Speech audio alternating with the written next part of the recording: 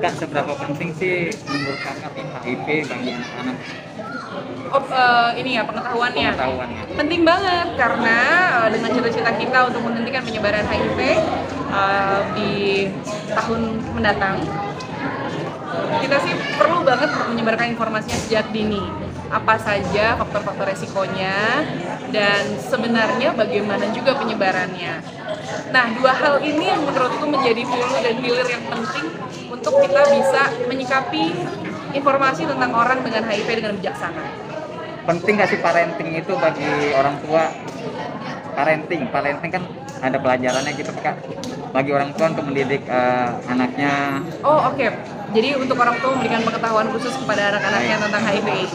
Menurutku penting banget karena HIV dan AIDS berkait erat dengan perilaku kita di masyarakat, berkait erat juga dengan lifestyle kita.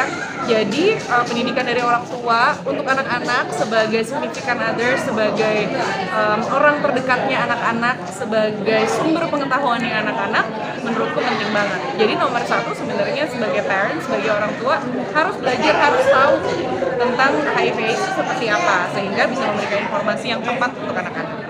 Untuk anak-anak itu usia yang keberapa gitu pak, sampai harus mengetahui HIV gitu? Oh, menurut saya ada di 5 teratas. Jadi penting banget pengetahuannya. Selain nomor satu pastinya pengetahuan tentang dirinya sendiri ya. Penting untuk anak-anak bisa mengetahui tentang dirinya sendiri, sadar tentang apa yang dibutuhkan badannya, bagaimana punya otonomi terhadap dirinya sendiri, otonomi fisik, otonomi pikiran, perasaan gitu.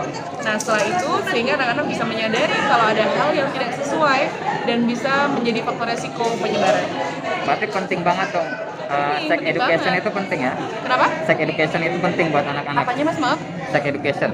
Sex education, penting banget dan harus bijaksana untuk memberikan sex education. Menurut saya ya hal-hal yang di Indonesia ini kan banyak yang masih kalaupun tidak tabu tidak dikomunikasikan. Jadi merasa bahwa jangan diomongin gitu. Tapi ada juga yang malah nggak diomongin sama sekali. Nah ini juga tidak tepat menurut saya gitu. Sex education itu salah satu hal yang mendasar karena sejauh yang saya tahu ya kalau di ilmu psikologi salah satu basic needs kita adalah seks dan ini hal yang perlu diketahui dan kita kan juga hidup dengan salah satunya our genitals.